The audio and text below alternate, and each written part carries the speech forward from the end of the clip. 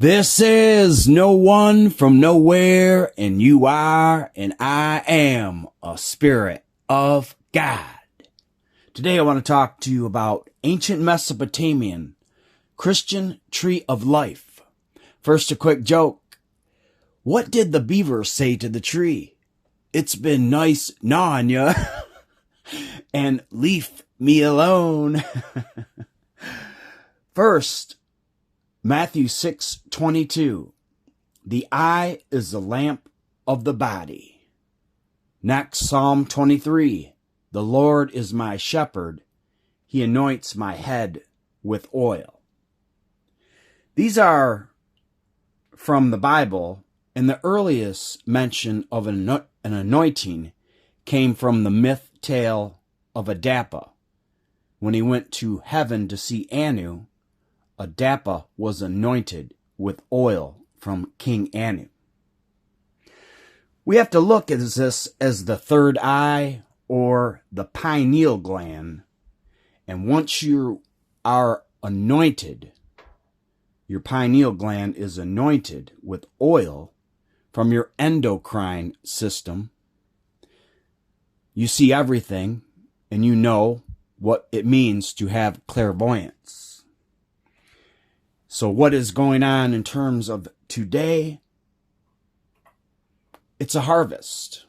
It is my opinion that the Anunnaki gods, here are Assyrians, pictured here, this is an Assyrian tree of life, are farmers. And their right index finger in the middle means sexual activity or being fruitful and multiplying.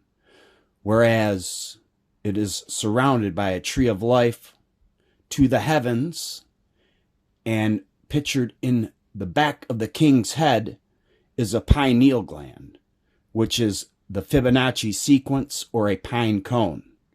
The Fibbinocci sequence is simple. It's simple math, but it has DNA codes to all life here on Earth, to plants, trees, animals, human beings, including your pineal gland, which contains DMT, which offers you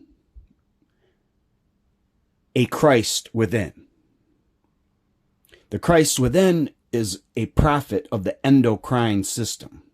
Jesus Christ was a prophet of the endocrine system, and his motif is simple. You will die just like him. Just like in the Epic of Gilgamesh, the first book ever written about the Anunnaki gods, you will die just like him. That is the motif here. And what I'm telling you today, in my opinion, that the Anunnaki gods are farmers. They created the first ever farmer's almanac, Enlil's instruction to his son Ninurta on Earth. And they require war, they require blood, and secretion products. The ancient Mesopotamian knew this, and they are pictured here showing you this, that the pineal gland is a Fibonacci sequence, and it is pictured and symbolized just like it is on a snail, the phi ratio, and it is symbolized by a pine cone. And the bucket may indeed be about the harvesting of the melatonin, which is a secretion product from the pineal gland. I know this is a heavy one, but it is in my opinion that is what is going on here on Earth and in every other world that the Anunnaki own.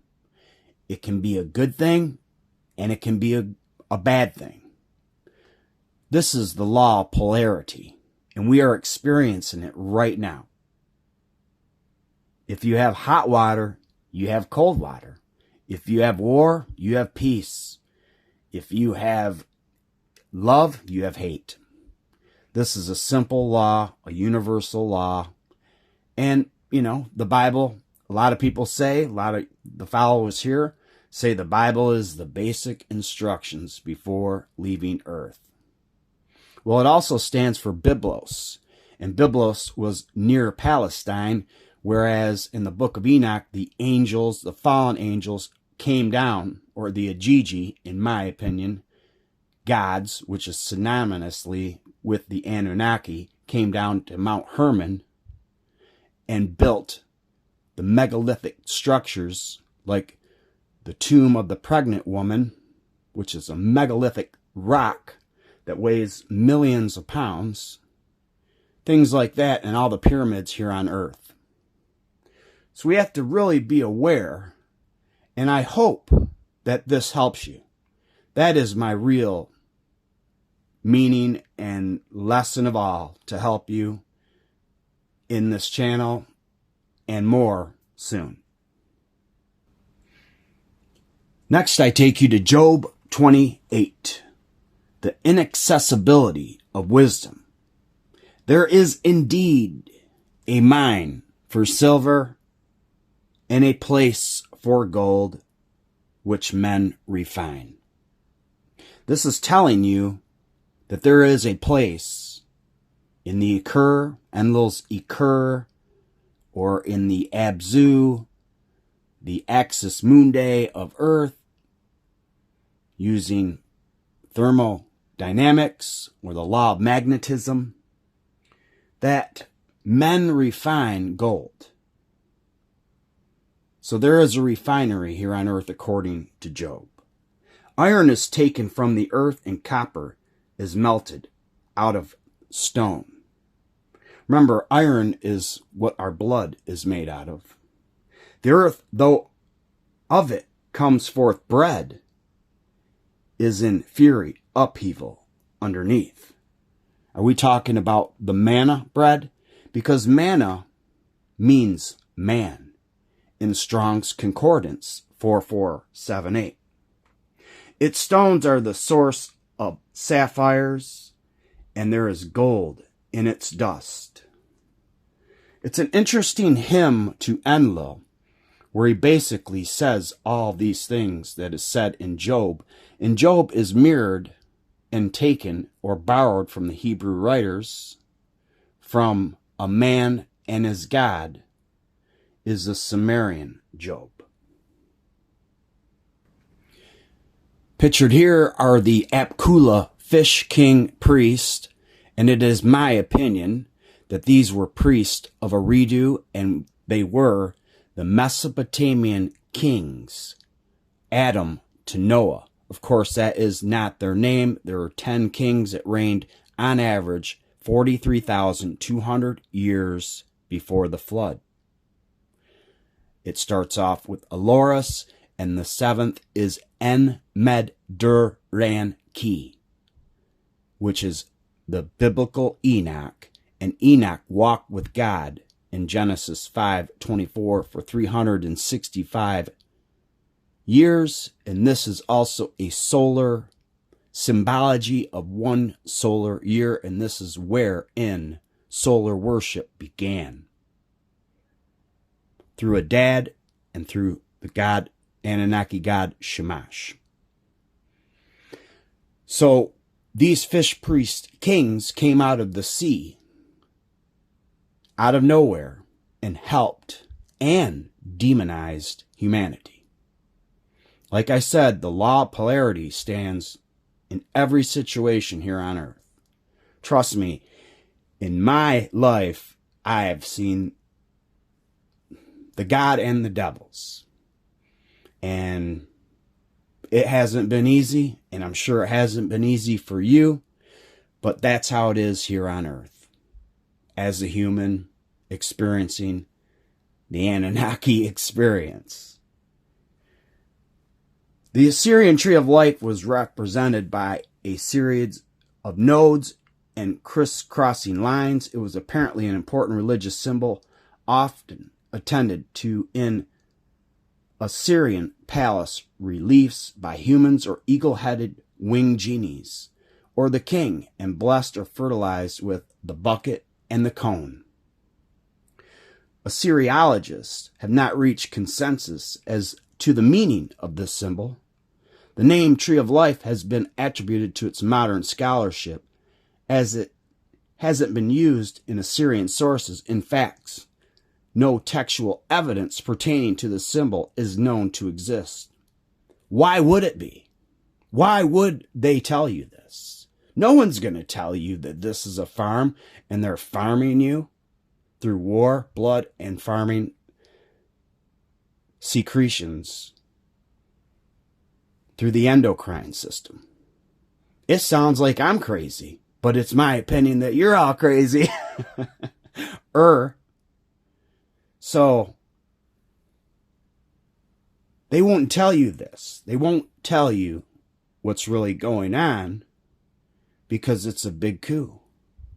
And it's all serpent worshippers and serpent masters like these ones, as fish priest kings that tried to help and hinder humanity's progress through their ways or secrets of heaven, just like it states in the book of Enoch.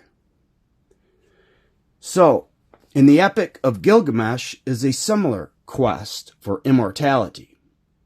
In the Mesopotamian mythology, Etana searches for a plant of birth to provide him with a son.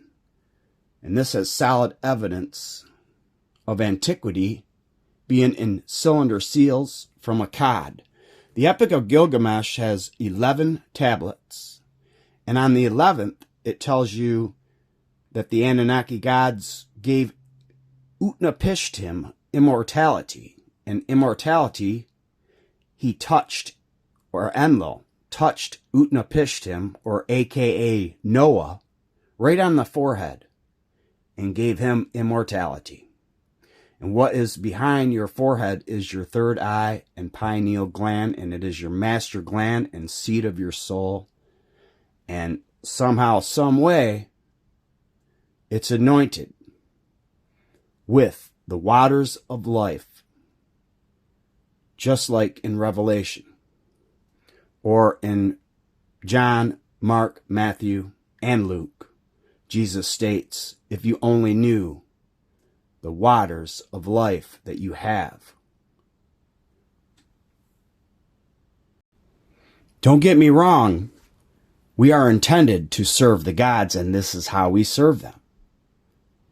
And pictured here is another winged genie with horns, stating that he is from Taurus, the bull constellation in the Pleiades, and that's why he and you and I have 7 holes in our head. There are 7 days of the week. There are 7 continents, 7 seas. 7 is the most blessed, holy number in the Bible and here on earth, because of Mol Mol, or 3 stars each, the Unuma, Anu, Enlil. The Mol Mol is for the Pleiades and stands for 7. There are many witnesses that say that God's throne is on Alpsi 1 in the Pleiades. Of course, everything is up for a debate, and everybody has their own opinions. I respect you, and I hope you respect mine. I don't want to step on any toes or go out of, my way to insult anyone's beliefs. These are my opinions. And please leave your comments and let us learn together. Because after all, we are in this as one, even though enmity, just like in Genesis 3, the curses of Enlil, he will put enmity between his seed and the seed of the woman. And the seed of the woman is actually Satan or devil, because that was probably from the Ubaid period when they were nursing lizard men and humanoids that look like lizards in the Sumeria culture. In the Sumer culture, they also had bowls with swastikas on them. So we have to really look at what's going on, and the Fibonacci sequence of all life here on earth is created by the Anunnaki Elohim, because they are, in my opinion, our creator gods in Genesis through Revelation. They are masters of the air, such as Enlil, and everything began, according to the Hebrew tradition, with the first letter of their alphabet, which is Aleph, in the age of Taurus, because they are from Taurus, the bull constellation, and this is why they wear bull hats. Next, I take you to Matthew 6:24. No man can serve two masters. He will either hate one and love the other, or be attentive to one and despise the other. You cannot give yourself to God or the Anunnaki Elohim and money. I warn you then, do not worry about your livelihood, because you are to eat or drink or you're not to worry what you are to eat or drink or use for clothing. Is not life more than food? Is not the body more valuable than clothes? I always get a laugh out of the you cannot serve two masters, because once again we have been nailed just like Jesus on a cross by the Anunnaki Elohim, mainly Enlil, because they created, in Eridu, they created money, and Nippur, and Shurappak. They created money and time in order to get us in a bind. I mean, how are we going to not serve money? How are you going to make it in this life? I mean, America's paying for the whole world to fight.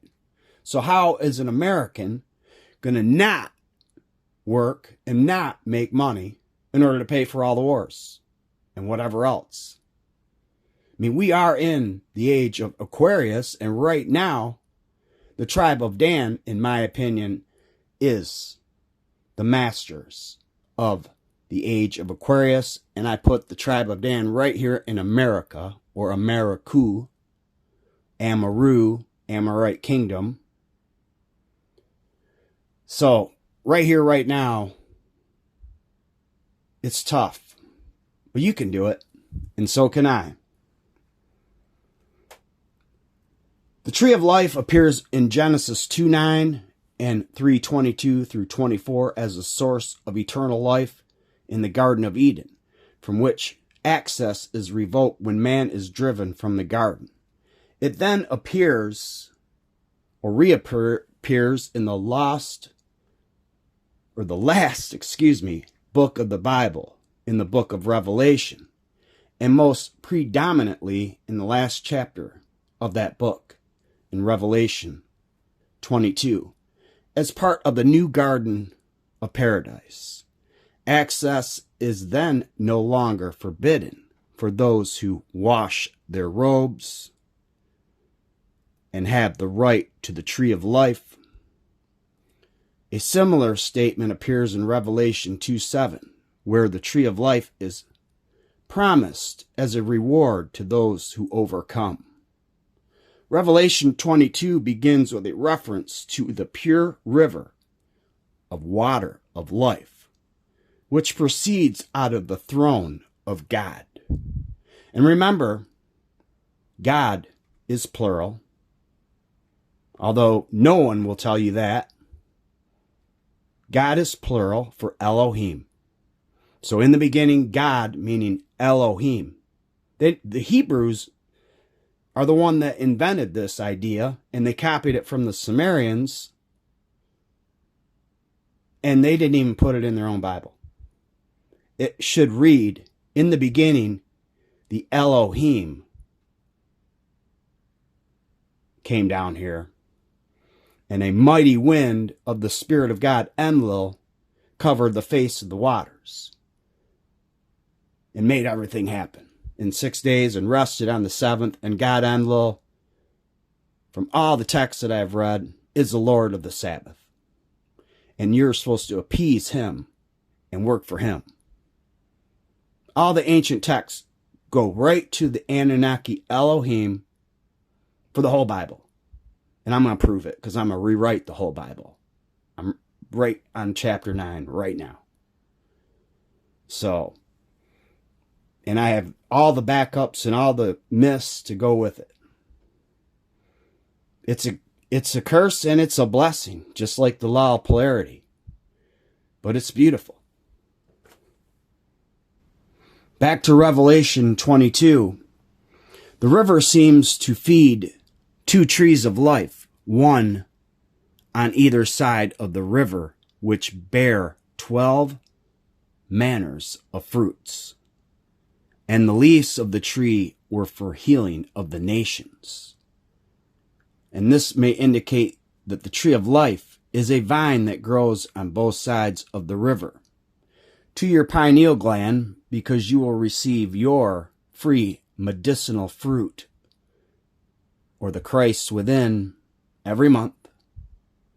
If you've been a good boy or a good girl, you know, you gotta obey by the rules. Gotta obey by the laws and the commandments. Otherwise, you are a sinner from Mount Sin or Nanos Sin on Sinai Peninsula or the moon god, because they are watching you through satellites, the moon, the Black Knight satellite, hearing the everlasting herald words that you pronounce. And somehow, some way, they have a mark on you, like the mark of Cain. Could have been blue eyes. It could have been Rh negative factor. It could have been a tattoo. It could have been a race. But these Canaanites were actually nomads, and that's what Nod means. And they actually go back to Mesopotamia and Samaria. And these Cain and his family were the great builders and demigods that created and built all the megalithic structures for the Anunnaki right here on Earth. And according to the book of Enoch, they are 450 foot tall. But at any rate, the tree of life, clear as crystal, coming from the throne of God, is the whole reason why we're here and why all living things here on Earth are here. I am gold, Anunnaki gold. Trust me, I love it. But once you get over this, or you know about this, it might make your life easier. Then you may submit and be like, what do I have to fear? I'm an eternal being. I was gifted the breath of life from God Enlil in Genesis 2:7. In the age of Taurus, Aleph is the breath of life, and God Enlil is the master of air, Lord of winds, and his wife. Did you know God had a wife? Yeah, he does. Her name is Ninlil, and they're both worshipped in Nippur at the Akur temple, whereas Enlil built the Dur-An-Ki, and that's exactly what Enoch was looking after, is the Dur-An-Ki, which is the bond between heaven and earth, and it is a communication device, or perhaps some kind of electronic harvesting ignition, possibly through pyramids, generators. Who knows? It's beyond my measures. So we have in John 15:1 starting that the rivers hint to John 15. And this is where Jesus Christ and his ministry is awesome. I am not religious person whatsoever. And I don't believe, I believe in John 6 and Matthew 6, whereas Jesus says to go into a room in private where your Father, who knows everything, sees everything, will talk to you. That's what I believe in. But when you read these scriptures, Jesus tells you everything. And that's the point and why I enjoy, and I hope you do too, all the beautiful scriptures that they left us so you can learn. I am the true vine, and my Father is a husbandman. Every branch in me that beareth not fruit, he taketh away. And every branch that beareth fruit, he purgeth it, that it may bring forth more fruit. Okay, the fruit is the melatonin, possibly the serotonin, and whatever else. The blood plasma, the golden blood plasma. But either way, the house rules because the Anunnaki own the house called Earth. And this is a LLC or corporation, and they own, which Baal means owner. Baal or Deberon aliens, that means owner. So the olden gods from the old times, which are immortals, they've been in every branch of our life since the age of Taurus, and they've been every god. So it started with Enlil, Enki, and Anu. Then it goes to Assyria, where, they're Ashur, and then they go to Egypt, and then they're Osiris, and Horus, and Isis, like Ishtar, Israel, Marduk is Amun-Ra, Isis is Ishtar, and El is God, which is Elohim, and also King Anu. So Israel, Isis, Ra, Marduk, El, Elohim, Anu, Enlil, Enki. And then they, skip to the Greek Titans, Zeus. And then they go to, St. Peter's Square, where Hadad is Jupiter and becomes Mithras. And Constantine, the first pope ever, worshipped Mithras, but he created Christianity. And here we are today with the Statue of Liberty in New York Harbor, and she's also right on the, right in Washington, D.C. as Libertas, right on top of the U.S. Capitol building. I don't see any Jesus Christ statues right here in Washington. So now ye are clean through the word which I have spoken unto you. Abide in me, and I in you. As the branch cannot bear fruit of itself, except it abide you. Abide in me, and I in you. Except it abide in the vine, no more can ye, except ye abide in me. I am the vine, you are the branches. He that abideth in me, and I in him, the same bringeth forth much fruit, for without me ye can do nothing.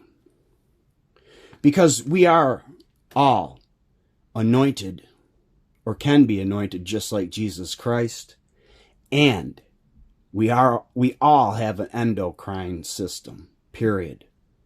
We all have the chance. And either way, we're giving the fruit to the Anunnaki gods. So you might as well enjoy it and get what you can and do what you got to do here in life. If a man abideth not in me, he is cast forth as a branch and is withered, and men gather them and cast them into the fire, and they are burned. In Hebrews, it says that God is an eternal flame. Just like in that Job 28, a refinery, if you ever have been to one, which I have worked at several, and a refinery, even a landfill, has an eternal flame. Because even at a landfill, they're making gas to burn, and usually there's a trailer park right next door. Because they are selling the gas to the trailer park from the landfill. If a man abide not in me, he is cast forth as a branch and is withered, and men gather them, and he is cast into the fire, and they are burned. If ye abide in me, and my words abide in you, you shall ask what ye will, and it shall be done unto you. Remember the old saying in the Bible, seek and you shall find. Herein is my Father glorified, that ye bear much fruit, so shall ye be my disciples. As the Father hath loved me, so have I loved you. Continue ye in my love.